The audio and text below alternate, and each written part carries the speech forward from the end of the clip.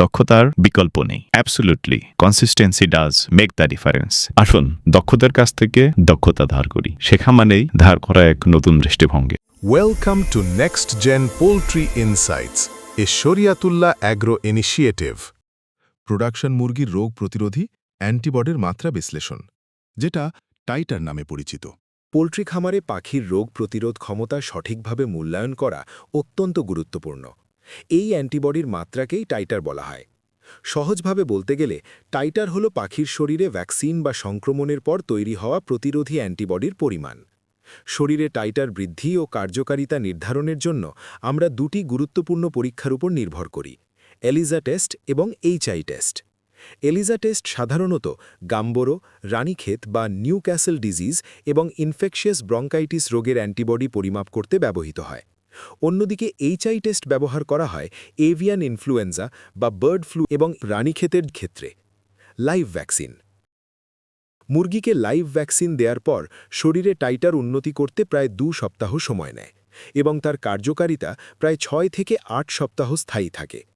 Live ভ্যাকসিনের মাধ্যমে শরীরে দ্রুত প্রতিরোধ ক্ষমতা তৈরি হয় এবং এটি মিউকোসাল ইমিউনিটি গঠন করতে সাহায্য করে, যা প্রাথমিক সুরক্ষা প্রদান করে। Killed vaccine. অন্যদিকে কিল্ড ভ্যাকসিন মুরগির শরীরে 3 থেকে 4 সপ্তাহ পর টাইটার তৈরি করতে শুরু করে এবং এর কার্যকারিতা প্রায় 3 থেকে 4 মাস পর্যন্ত স্থায়ী থাকে। কিল্ড ভ্যাকসিন সিস্টেমিক অ্যান্টিবডি তৈরি করে এবং দীর্ঘমেয়াদী সুরক্ষা দেয়। Titre level. প্রতিটি ভ্যাকসিনের কার্যকারিতা সঠিকভাবে নির্ধারণ করতে এইচআই টেস্ট এবং এলিজা টেস্ট ব্যবহার করা হয়। উদাহরণস্বরূপ রানীক্ষেতের জন্য এইচআই টেস্টে 1:64 বা তার বেশি টাইটারকে প্রোটেক্টিভ ধরা হয়। এলিজা টেস্টের ক্ষেত্রে সাধারণত 2000 থেকে 6000 টাইটারকে কার্যকর ধরা হয়। এছাড়া একটি ফ্লকের ইমিউনিটি সমতা পরিমাপ করতে কোএফিশিয়েন্ট অফ ভেরিয়েশন বা CV% ব্যবহার করা হয়। যখন CV% 40-এর নিচে থাকে তখন ফ্লকের মধ্যে ইমিউনিটি সুষম এবং কার্যকরী মনে হয়। খামারিদের মাঝে ব্যাপকভাবে প্রচলিত দুটি পদ্ধতি। বেশিরভাগ খামারি প্রতি 30 থেকে 40 দিন পরপর রানীক্ষেতের লাইভ ভ্যাকসিন প্রয়োগ করেন। আবার অনেক খামারি প্রতি 3 থেকে 4 মাস পরপর রানীক্ষেতের কিল্ড ভ্যাকসিন প্রয়োগ করেন। এটি ফ্লকের স্বাস্থ্য নিশ্চিত করতে গুরুত্বপূর্ণ। তবে অপ্রয়োজনীয় ভ্যাকসিনেশন এবং সঠিক সময় না মেনে ভ্যাকসিন প্রয়োগ করলে স্ট্রেস তৈরি হতে পারে, যা মুরগির স্বাস্থ্যের ক্ষতিকর প্রভাব ফেলতে পারে। ভ্যাকসিন ওভারল্যাপ এবং স্ট্রেস। যখন ভ্যাকসিনের সময়সীমা ওভারল্যাপ হয় তখন পাখির শরীরে অতিরিক্ত স্ট্রেস তৈরি হতে পারে। বিশেষ করে গরম বা শীতের পরিস্থিতি এবং পিক প্রোডাকশন সময়ের সাথে ভ্যাকসিনের চাপ একসাথে থাকলে ইমিউন সিস্টেম দুর্বল হয়ে পড়তে পারে। এর ফলে পাখি সহজেই সংক্রমিত হতে পারে, বিশেষ করে H9, H5, H7 জাতীয় ভাইরাস দ্বারা। সমাধান।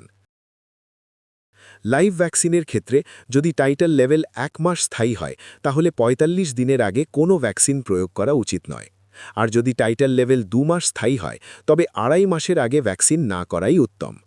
কিল্ড ভ্যাকসিনের ক্ষেত্রে 4 থেকে 5 মাস পরপর ভ্যাকসিন প্রয়োগ করা উচিত।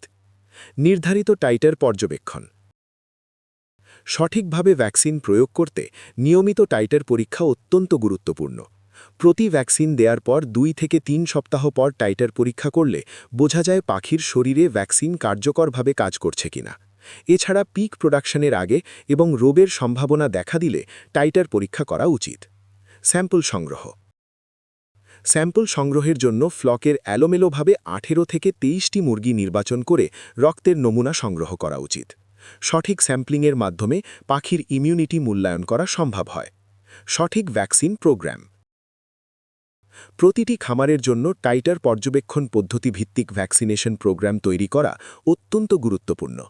এর মাধ্যমে খামারিরা শুধু সময়ের ওপর নির্ভর না করে বরং ফ্লকের প্রকৃত ইমিউনিটি অনুযায়ী ভ্যাকসিন প্রয়োগের সিদ্ধান্ত নিতে পারবেন। পরামর্শ। টাইটার লেভেল নির্ধারণ করে নিয়মিত টাইটার পরীক্ষা করা এবং তার ভিত্তিতে ভ্যাকসিন প্রয়োগের মাধ্যমে খামারিরা অপ্রয়োজনীয় ভ্যাকসিনেশন কমিয়ে পাখিদের স্ট্রেস হ্রাস করতে পারেন।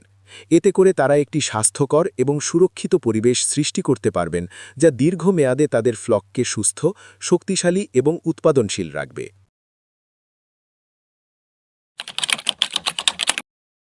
প্রয়োজনে স্ক্রিনে থাকা নাম্বারে যোগাযোগ করতে পারেন। আর হ্যাঁ, ভিডিওটি ভালো লাগলে লাইক দিন, প্রশ্ন থাকলে কমেন্ট করুন। খামার নিয়ে আরও ভিডিও পেতে চ্যানেলটি সাবস্ক্রাইব করতে কিন্তু ভুলবেন না। আপনাদের সাপোর্ট আমাদের অনুপ্রেরণা।